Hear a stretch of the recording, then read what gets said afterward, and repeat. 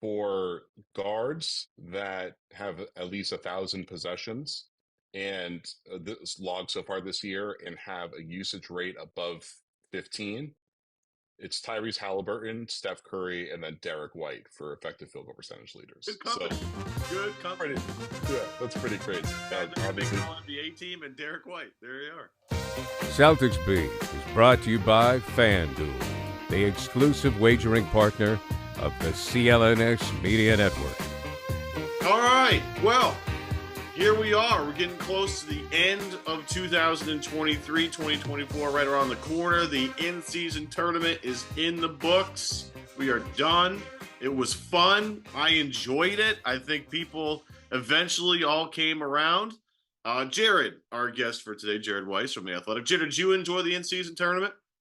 Yeah, I've been a lifelong in-season tournament fan. I remember, like, as a kid, being so excited for the jerseys and the courts and the neutral site. I mean, this really fulfilled everything I've been hoping for since I was a wee boy.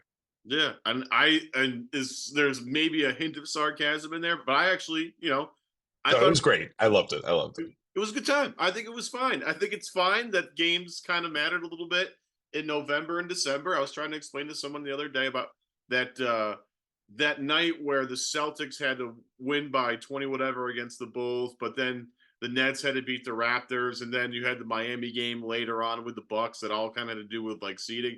That was a fun night of basketball on a Tuesday night in the middle of November. I just thought it was great. So I think kudos to everybody. Obviously, I think there's some tweaks need to be made, but we here coming off the in-season tournament, we're going to resume the rest of the regular season. Evan Valenti here on Celtics Beat. No Kaufman here today. He'll be back next week, I think. We're going to talk about it. We have some news coming too, so stay tuned for that. But Jared, let's take a 30,000-foot view. This is what the show kind of does. Team is 16-5, and they're 11-1 with their starters on the floor when everybody's healthy. They just got Kristaps Porzingis back, so now they have their normal starting five at their disposal: White, Brown, Tatum, Holiday, Porzingis. And that 11-1 record is supported by some pretty decent data. It is the number one top five-man unit in the league right now over some names, the Brooklyn Nets: Dinwiddie, Finney-Smith, Bridges, Claxton, Cam Johnson. 101 minutes played. They're plus 13.6, and all these stats are for five-man lineups with 100 more minutes played. The Bucks: Lopez, Lillard, Giannis, Middleton, Beasley, 182 minutes. They're plus 17. We can go more into that. The Celtics starting five. Now that everybody's back: Holiday, White, Brown, Tatum, Porzingis. 202 minutes played, the most of pretty much any five-man unit that's really, really good. And their offensive rating, 125.6. Defensively, 98.1. Their net rating per 100 possessions, plus 27.5. That's number one in the league. And for me, Jared, defensively is what stands out. I mean, this team basically is the Bucks on offense. And if you look at the advanced data, the Orlando Magic, who have been really, really fun to start the year, they have basically their defense. This is I think, a little bit of a different team versus the past Celtics defensive teams, but they've been really, really solid on that end, especially with their starting five. And I feel like as the year keeps going, they're just going to keep getting better and better. What about this particular five-man lineup jumps out to you? What's the first thing that kind of pops in your head in terms of how this unit is gelling? That it's very good. Probably that Derrick White's been a bigger part of it than probably even more than I expected. It's certainly more than most people expected.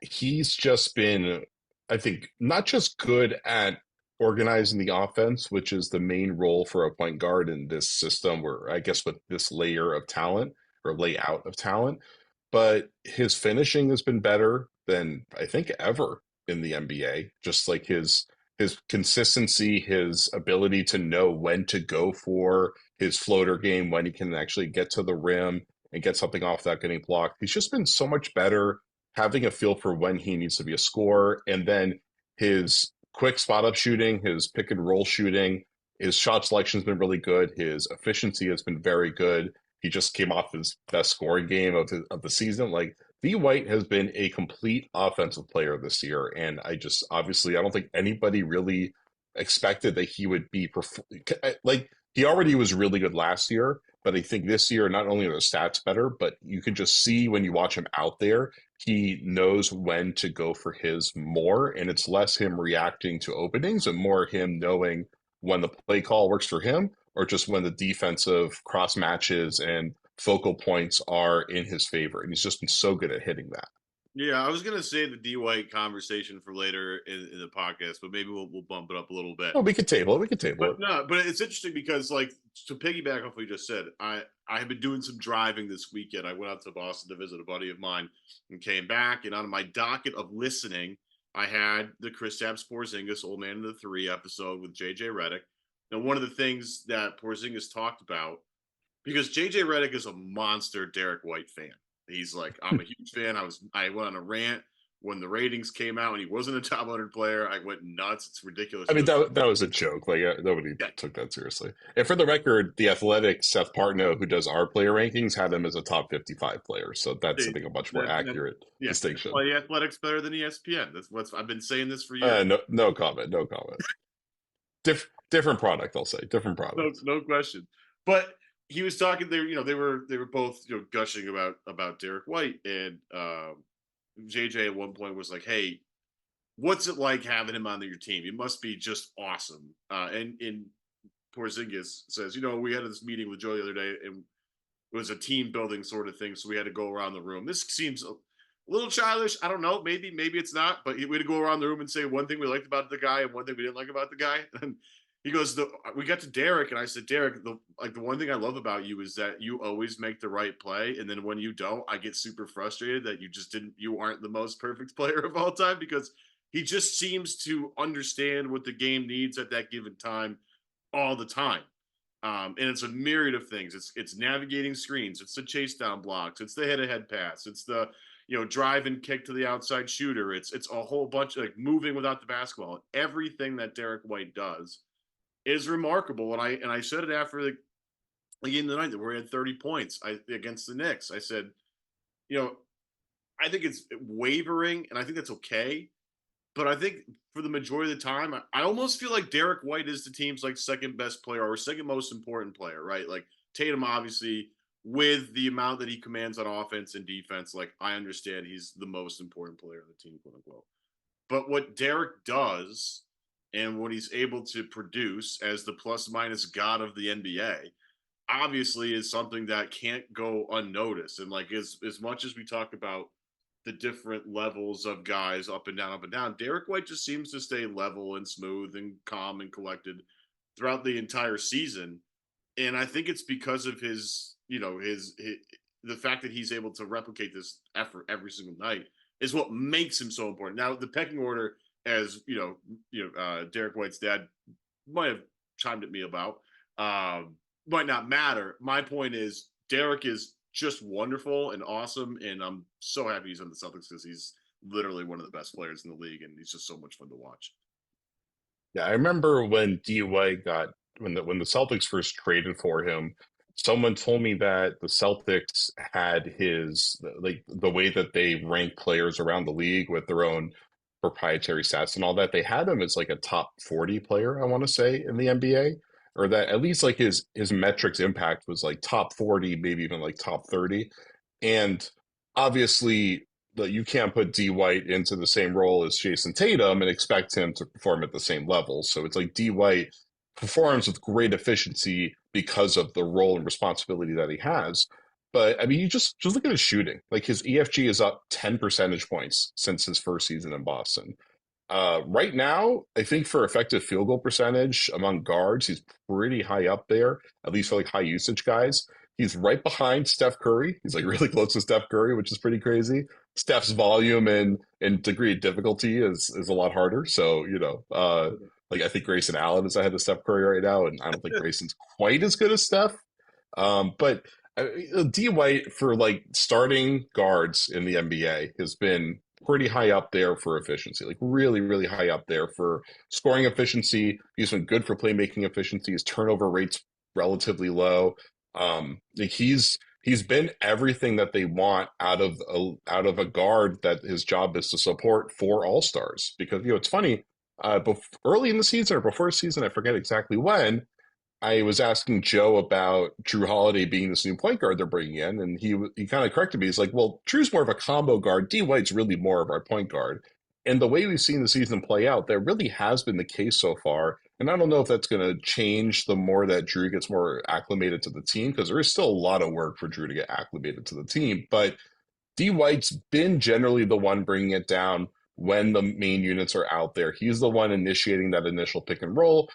Drew is kind of more of a reactive playmaker, I would say. Like when the play calls for it, he steps in and does the playmaking. But it definitely seems like D White's taking on the brunt of the role. And frankly, it makes sense because D White's been performing much better offensively.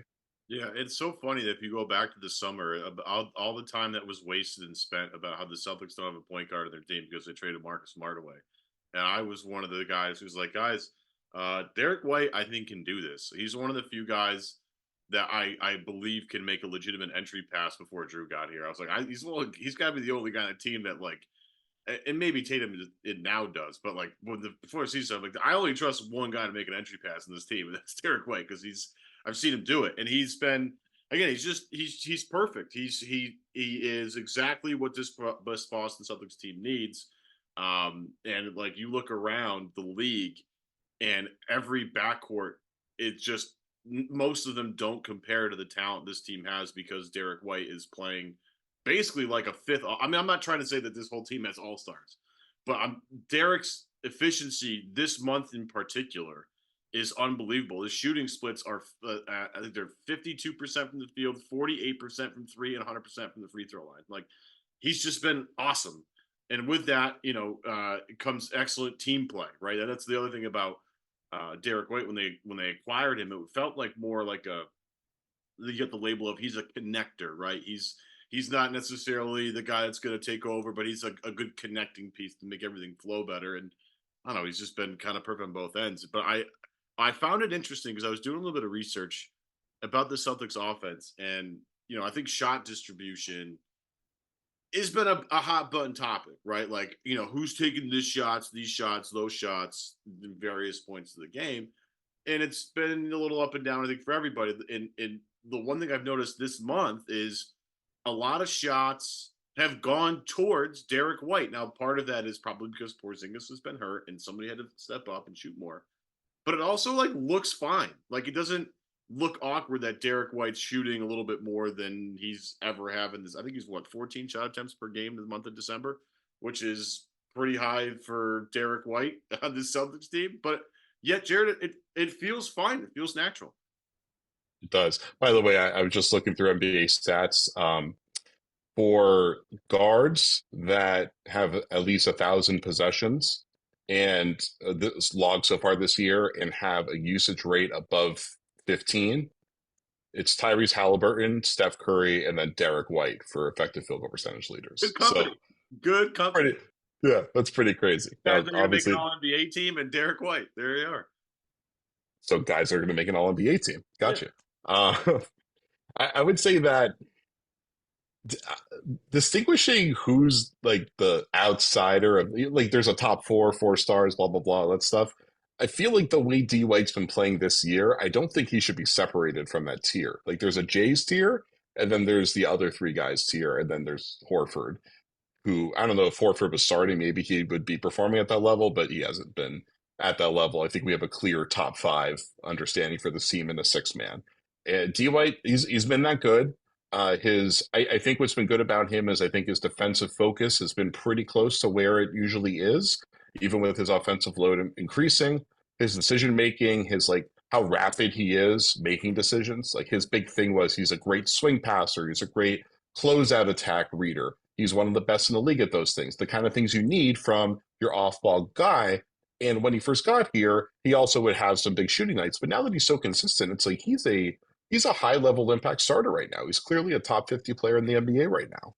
No question. And again, I was one of the guys, I guess, pounding the table for the more Derrick White minutes is going to be good for business. Like, again, if you looked at his numbers last year, his on-off splits, I think he was almost like plus 12 on-off. Like, the team is 12 points better with him on the court than him off the court, which Not is, bad. again, just a stupid number. Just an insane number. His net rating is 15. I think that's probably like right towards the top of the NBA. It's pretty Yeah, ridiculous. it's way up there. And again, just the numbers bear it out. The guy is a winning player, and has made a huge impact on this team, and is a big reason why this starting five is just so dynamic and so and just runs teams over. But I love the fact, again, that defensive number I think is so big, because I think look, a lot of people love offense. The one thing I didn't like about last year, especially in that 21-5 start to start the year, the one thing I didn't like last year was, yeah, this team shoots the lights out, but like they feel like almost like they don't care about defense, because like, oh, we'll just shoot our way back into this game, like it doesn't matter, like, you know, we'll let everybody score, but we're so good at shooting threes that we'll bring the game right back. It just seemed almost like too casual about the defensive side of the ball. This team seems to care a little bit more, and I think everybody with a brain is like, okay, like this team conceptually has the opportunity to be a very high-powered offense if everything is going extremely well. We've seen that so far this year. They put up 155 points on the Pacers, yes, without Tyrese Halliburton, but they still put up 155 points, nothing to sneeze at. But it's not going to always go that well. Defensively, you can always sort of give effort and communicate, and even if you have a bad offensive night, your defense can keep you in it. And you know, White's a big part of that. Jason Tatum's a big part of that. Kristaps Porzingis is a big part of that. Like, they just have a really good roster of defenders, including like Sam Hauser comes off the bench and is like totally fine. So to me, the defensive numbers, you know, the starting five, and then, you know, and they flip other guys in there. That's what I'm tracking the rest of the way, because I just see these late game, you know, situations where Boston's offense continues to do its thing. But as long as they hold up on the other end of the court, it might not really matter that much. You know what I mean? Yeah, I mean, you have to be a defense first team, even though I think maybe we're a little bit past the point of defense wins championships. I think maybe with just the way the rules have been evolving over the last few years, offense is probably going to win you championships most of the time at this point. But like, you need to be able to lock in defensively in big moments. And I think you're getting at something important with last year's defense about the lack of, was it focus or intensity, or just maybe it's the lack of valuing the importance of defensive impact. Because I think one thing that Joe Mazzulla struggled to get the team to either buy in or understand is he envisions basketball kind of similar to soccer, where it's, even though there is offense and defense, it's a flow game, and it's really a state of duality, where like your defense feeds your offense and so forth. Especially now that every team is playing at high pace, you're spending so much time in transition that differentiating the two isn't as significant as it used to be. And so, because the Celtics were so fixated on running off of makes and just pushing tempo offensively, it really felt like there were a lot of plays last year defensively where when they felt like the offense had the leverage in the possession, they kind of just let it go, thinking, let's just get ready to go push and transition on the other end.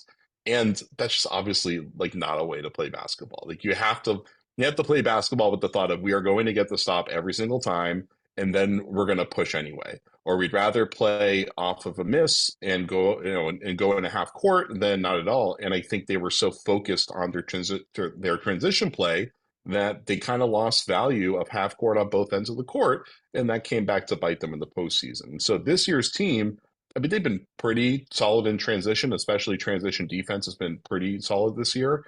But their half court game is better, I think, on both ends, just because now with Porzingis, it's like they have a coverage beater every single time. No matter what the offense or the defense throws at them, they have an alternative that they can get to with Porzingis out there. And so they're still figuring out, how do we play consistently when we're not just running through Porzingis, essentially.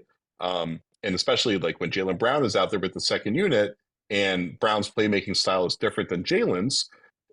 Like, how do you keep the offense going when Jaylen's making pretty good passes to guys that are just bricking shots over and over again? So there's still, I think, some holes in the big picture of how this all works, but I think their understanding of their identity has gotten so much better. You're seeing that on the defensive end this year.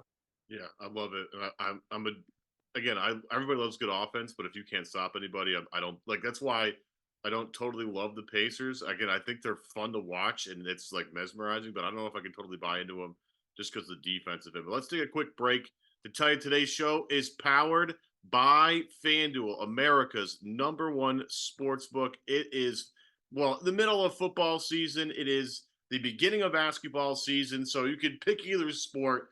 FanDuel's involved with both of them. And right now, new customers get $150 in bonus bets with any winning $5 moneyline bet. That's $150 if the team that you pick wins. And I'm just going to go to FanDuel real quick for everybody.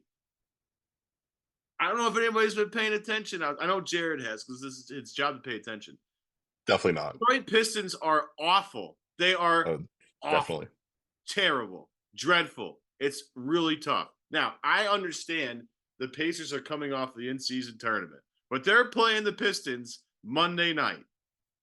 I think the Pacers are going to win that game. As long as everybody is healthy for the game, I think the Pacers are going to win. So there's your $5 moneyline bet. The Pacers beat the Pistons, which everybody's been doing this year. And you get $150 in bonus bets. It's really that simple. And you've been thinking about joining FanDuel, there's no better time than right now to get on the action. The app that I talk about all the time, super easy to use. I use it when I walk my dog because I totally forget to put my bets in most of the time. You can bet on spreads, player props, over-unders, everything. Basically everything. So visit FanDuel.com/Boston and kick off the NFL season. Tip off the NBA season with FanDuel, the official partner of the NFL. 21 plus and present in Massachusetts. First online real money wager only. $5 pregame moneyline wager required. First online real money wager only. $10 first deposit required. Bonus issued as knowledgeable bonus bets that expire 7 days after receipt. See terms at sportsbook.fanduel.com. Hope is here. Gambling helpline ma.org. Call 800-327-5050 for 24/7 support. Play it smart from the start. GameSenseMA.com. Call 1-800-GAM-1234. Evan Valenti, no Adam Kaufman. Jared Weiss is here from The Athletic.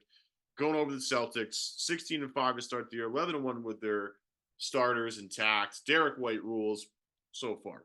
That's what we've gone over. Another thing that's been really interesting, especially with the upcoming schedule, Celtics so far 10-0 at home this year, have not lost a home game since March of last year against the Knicks.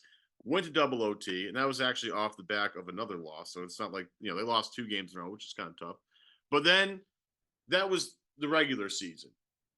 The postseason, as we all know, was a different animal. They lost multiple games to the Philadelphia 76ers at home. They lost multiple games to the Miami Heat at their home floor. So, Jared, what do we do with this? What do we do with this 10-0 start? Is it something that hey, this is great, fantastic? They're taking things seriously on their home floor. Their average margin of victory is, I think, 11 points per 100 possessions, I think, at home. Don't quote me on that. I have to look that up. I have it somewhere. They're 10-0 at home, but yet last year this team was a disaster at home. So what do we make of this so far? Absolutely nothing. I think that last year's team was just inconsistent and it was location agnostic. It was I don't think it was really tied into where they were playing. It was really just more tied into game planning of teams. I don't think there was an issue of they can't get their effort level and their focus level up on the road versus home. Maybe there was a little bit of usually the guys that benefit from being at home are the role players who don't get many shots and they need a little bit of that oomph behind them when they get in the game, that kind of thing. They don't want to feel the pressure of the crowd coming down on them if they blow their one chance. So I feel like that tends to be where you see the benefit of it.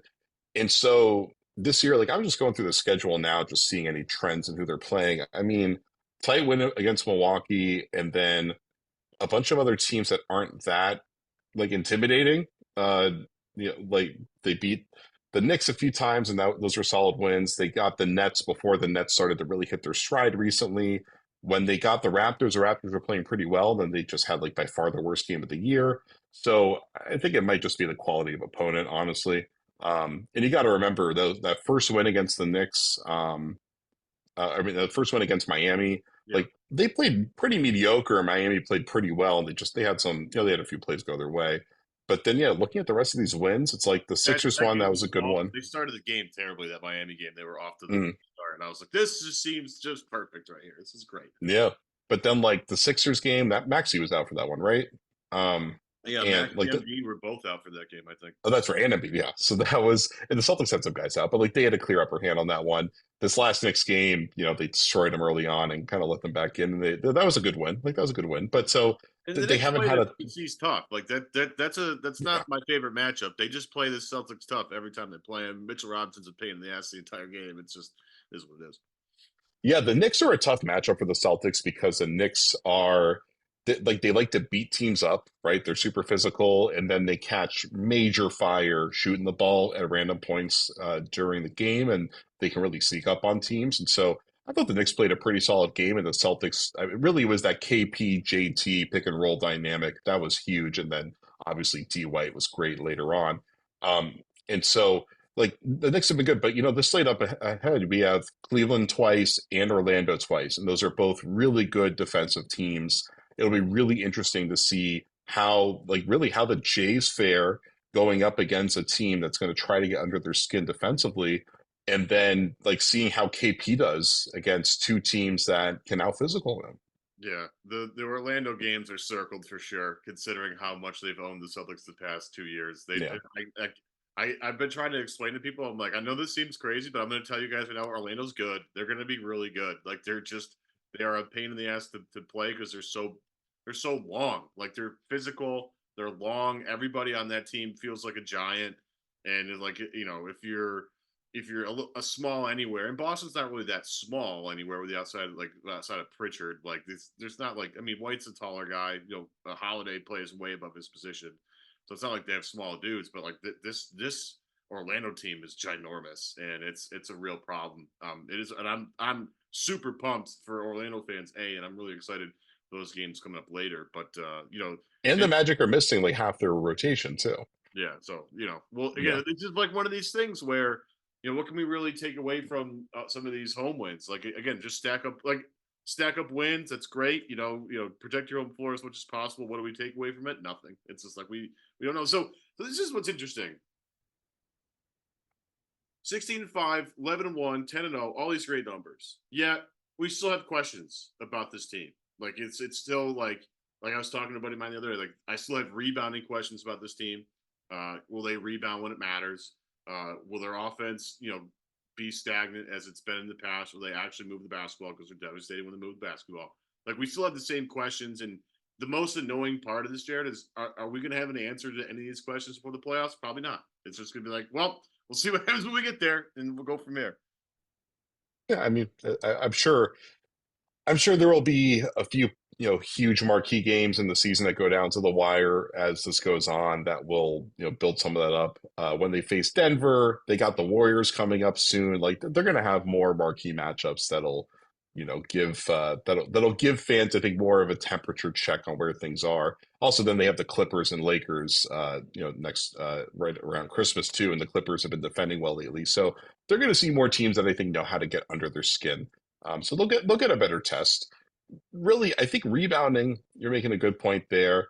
Late game rebounding has been tough for them at times. I think a big part of that is that they play relatively small. Like Tatum has been a really good rebounder this year, but he tends to miss box outs on the defensive glass later in games. It happens with him. Jaylen, same thing. You go back and you look at a lot of the playoff series, sometimes it came down to like those guys missed a couple blockouts in the fourth quarter and teams were able to get second chance points. So I don't know if they're gonna be able to get over that. I don't know if that's something that's ever really gonna improve. Tatum clearly has put a premium on getting rebounds. He seems to want to get to double digit rebounds this year. So it also he's been so good at when he gets rebounds, he then gets it right into early offense. So I think that maybe we'll see that get a little bit better this year. And then Porzingis is such a weird rebounder because like he obviously is not great with blockouts, but he's so tall that with the way the Celtics have their guards crash, I feel like they will eventually figure out a way to use him to tip the ball to the guards more and have him as like a rebounding assister kind of thing. Yeah. So maybe they'll get a feel for how that works. But overall, their numbers in transition off of rebounding has been pretty solid so far. So it doesn't seem like it's a major concern. I'm going to wrap up with two questions. And the first question is a relatively simple one. How do we have a normal conversation about Jaylen Brown? Because it's not happening in any place on the internet at all. And it's, to me, one of the most annoying things about this season is we just can't have a normal conversation about this guy. Like if he has a great night, everybody that loves Jaylen Brown is like shoving it in everybody's face that he had a great night. And then when he has an off night, it's just every night he's a lightning rod. And it's like, I'm honestly like, I don't even feel like talking about it because I feel like we can't just have a normal conversation about the development of this guy who's, yes, making all this money because of the way the salary cap worked. Like it just happened to time it this way. So all of it I find exhausting. How do we have a normal conversation about this guy? Well, you tell me, because I'm not paying attention to the day-to-day conversation as much on like kind of like on social media and stuff like that. I don't listen to the radio shows, so I don't know what ridiculous takes are out there like that. But what is the equilibrium? What's the middle ground consensus on like, Jaylen, or is it too polarized? It's like no, it's super polarizing. It's like we can't accept the fact that Jaylen Brown might be getting slightly better as a facilitator, but at the same time still makes mistakes.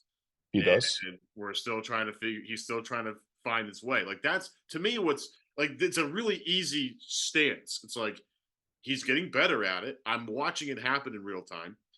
He still makes the same stupid, dumb plays sometimes. He's learning how to attack advantages a little bit better, but then there are times when he dribbles into three dudes. Like it's one step forward, one step back, and it's him learning how to gel with this new group of guys. But if he does anything great, I mean, you hear a lot of praise, which is fine, and then if he does anything bad, you hear a lot of again, nobody can have the straight just like, yep, he's been really good in certain situations. He's been still missing in other situations, and he's gotten better in certain areas and he still needs to develop, but he's not done yet. But I feel like every game is a new Jaylen did this or Jaylen did that, and I can't immerse myself in it because it's just too annoying. So the hard part about appreciating Jaylen, I think Jaylen's impact on the game is less apparent than Tatum's at times because Jaylen is more about controlling pace and tempo, and JT's more about slowing things down and making reads and decisions. And so sometimes Jaylen just drives the pace with his energy level and his fast break commitment, and that creates more opportunities for everybody else, even though he wasn't directly involved with the play. It kind of sets the tone and it gets guys more engaged defensively to try to get leakouts for him. So I think that people are probably missing a lot of that. This year, his playmaking has been better. His hockey assists are improving. He is making better reads throughout the game. He's showing that he can run second unit pretty decently. Like I mentioned it before, a lot of these games, I'm trying to really focus on how does the second unit look with him out there and JT's on the bench. And it's usually, I feel like him and Drew a lot of the time with like Pritchard, Hauser, Cornette, stuff like that. And those lineups, he makes a lot of good kickouts, a lot of good reads, and they just brick the shots. Like he's creating, I think he's been doing actually pretty fine for the most part. I actually wrote a story, I think it was probably 3 weeks ago, but it felt like 3 months ago.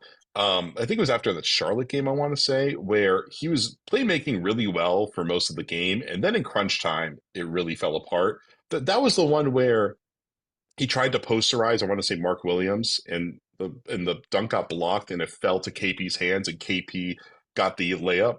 And people looked at that as like a great KP play, but that was a terrible Jaylen Brown play because Jaylen missed KP completely wide open under the rim. There was a corner shooter. It was like the easiest passing decision ever, and he still went for the poster. It was a really bad play. Like that's not the right play. You got to make the right play if you're going to be a superstar that's worth the supermax. And credit to Jason Tatum, he is getting to elite at that. Like JT is actually, even though he's probably falling down the MVP pecking order just because of other MVP caliber players and that like have worse teams around them, JT has taken another clear step forward this year as a playmaker. He's been great.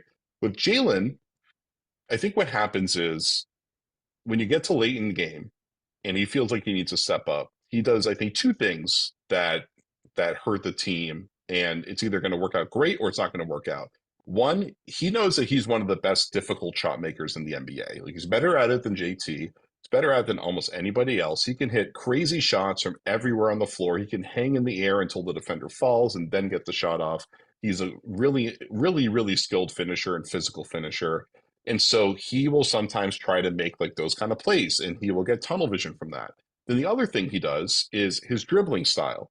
He's got a lot of like complicated dribble moves that are really impressive, but he tends to dribble like he tends to go to the more complicated stuff when he's under pressure to try to work his way out of it, rather than playing more cautious, rather than shielding the ball more effectively, bouncing out to more space so he can attack with more momentum. He tends to drive with his with his like chest straight forward, which kind of exposes the ball a little bit more. He'll tend to like when the defense is all over him, he'll try to get low and do a double through the legs. It's like just get out of there and then pass the ball off. He tries to solve things that are too hard to solve, and it leads to mistakes. And so I know that's part of the mindset that makes him so good. We talked about this with Marcus Smart all the time. Like Marcus would do a bunch of really dumb, crazy stuff, but like he also was constantly trying to do brilliant stuff. And so a lot of the time he did stuff that nobody else in the game can do. And that's what Jaylen, I think, is doing. He's getting better now at recognizing that he doesn't have to do that, especially because they got other guys that can do crazy stuff. Like KP is one of the best pick and pop guys in the game. Drew, whenever you give him the ball, he's able to just kind of drive through everybody and get a tough lefty hook off. Like they have other guys that he can count on. And so I think he's getting more perspective now on how to manage the game. It's still a work in progress in that regard. And one of the issues with this team, I don't know if this is something that can improve, is just both Brown and Tatum, as they really assumed the offense over the last couple of years, their pull-up shooting numbers have just gone down. Their three-point shooting numbers have gone down. They're now below average high volume shooters, but both of those guys are like pretty high level shooters a couple of years ago. So, if they could hit a couple more threes a game, I mean, a couple more threes a game, it's 6 more points a game. It's a lot. But like, if they could just get to maybe 37-ish%, I think that's when this team is like unimpeachably unstoppable. Yeah, and that's the last question I want to kind of end on is Tatum. Tatum's shooting numbers are way down, by the month. He's taking less shots, but and turnovers are kind of up. They I almost feel like Tatum sometimes is like trying to do a little too much to see what he can get away with and what he can't get away with. Like I feel like as a playmaker, he's still kind of learning a little bit. Like he had a really slick pass to actually both of them were to Horford, I believe. One was a beautiful like behind someone's back as Horford had 2 feet like in the cup and just had a dunk. It was really easy. And then he had a ridiculous cross court pass to Horford, I believe, in the right corner. I think I remember those. Yeah. Yeah, I think against the game, they were right in front of the Celtics bench, and I was like, man, those are just really high level. I mean, when he makes the pass, you're like, geez, that was something. Like he doesn't make that play last year, 2 years ago, just wasn't there. So I'm looking at because Tatum hasn't been shooting the ball that well, and I'm trying to analyze a little bit. Like, is it something because he's trying to assume more of the creator role in the offense, and so the shooting's dipping a little bit? Is it just, how basketball works? Because you just obviously have ups and downs throughout the whole season. Is there something that we need to be concerned about injury-wise with him? It's just on my radar, right? I'm not overreacting to anything because he's just been a tremendous facilitator so far this year, with the rare exceptions. Do you feel like he's taking on too much? Do you feel like he's just feeling himself out? Where are we at with the Tatum development process? Because I think he's been arguably, again, with the exception of the shooting, better than he's ever been this year. I think so. First off, points per game is down from, I want to say 31-ish to 28 about. And that's what you would expect because they got Kristaps Porzingis, they got Drew Holiday. So I don't see any issue with that. Also, D-White's been great. So his volume has gone down. His focus is more on creating and running offense. He plays point even more than last year. And he's been so good at recognizing coverages. It only takes him usually one play to recognize a coverage. In fact, sometimes the first time that the defense switches its coverage, he's actually able to beat it right away. He's been great. He's not quite Kevin Durant. Like KD is he having one of the best years of his career? It's hard. That's a pretty high bar, but like KD has been incredible. I honestly think he might be the MVP right now.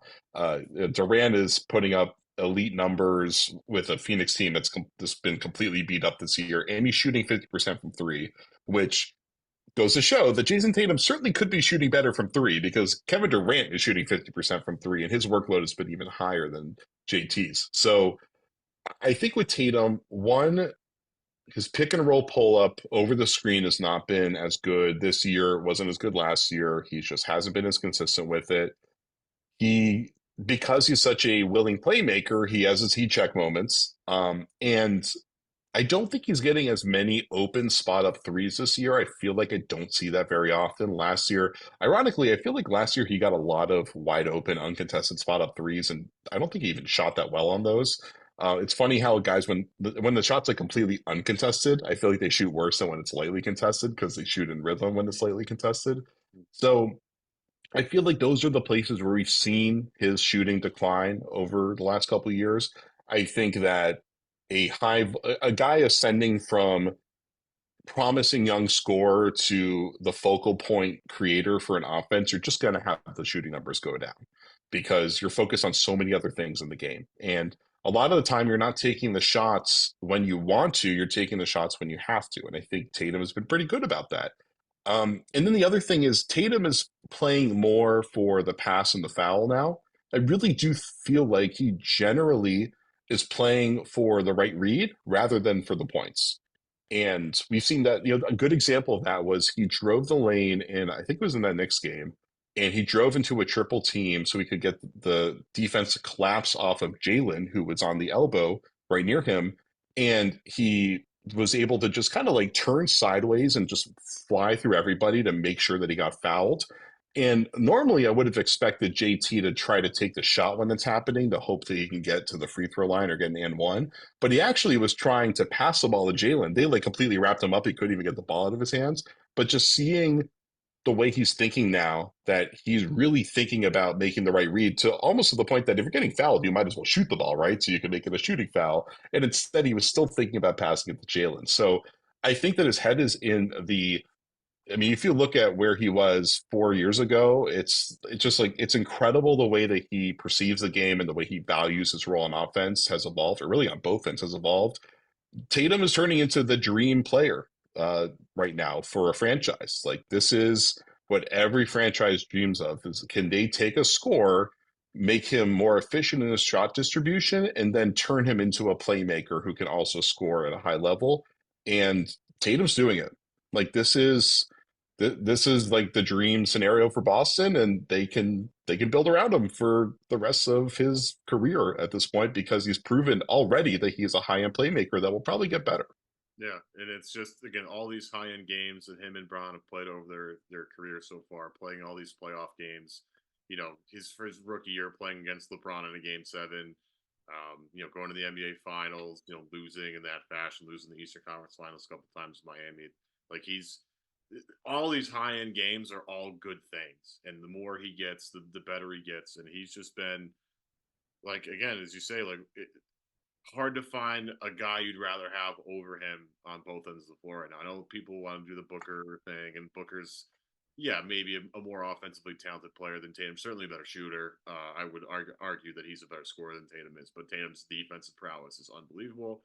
The rebounding this year is unreal. Again, you mentioned earlier, the fact that he's just so willing to try and clear the glass so he can start the next offensive set is tremendous. And they're always out and run. I love that stuff. So, again, the shooting numbers are down. That's okay. Everybody relax. He'll be fine. Again, it's more about, his continued ascension as a playmaker and as a ball mover. And that's just, and again, if he's going to continue to do that, he's going to be really hard to guard because he already is already. Jared Weiss of The Athletic. You can find all his work there at Jared Weiss NBA on Twitter. I want to thank Jared. Thanks, buddy, for joining me here today. Make sure you guys go to FanDuel.com/Boston. $5 money line bet gets you $150 in bonus bets with a win. And like I said, Pacers, Pistons, Monday night. Don't think, just bet the money line with the Pacers. I promise it'll be great. Make sure you subscribe to us on YouTube, on iTunes, on Spotify. We are everywhere. I promise. And of course, Adam will be back with us shortly, I am sure. For Adam, for Jared, I'm Evan. Thank you guys so much. We'll see you soon.